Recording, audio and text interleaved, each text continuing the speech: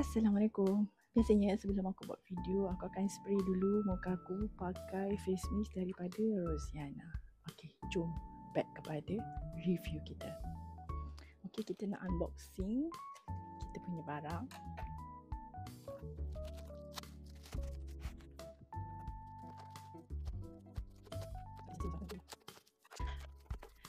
Okey, so inilah sampel yang kita dapat hari tu.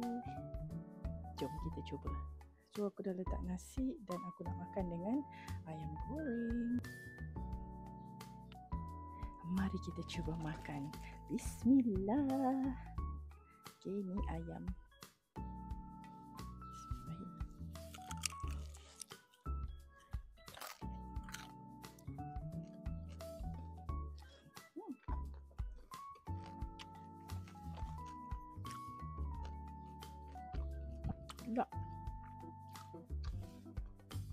Tak pedas sebab aku request yang original.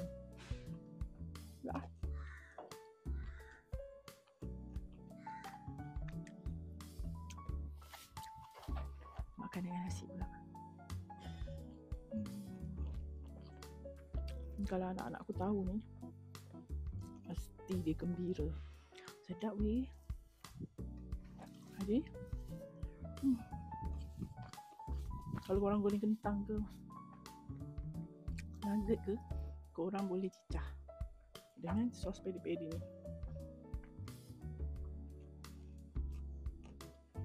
Oh, siapa nak cuba? Dah sekarang. Beli kat beg kuning tau. Sementara stok masih ada.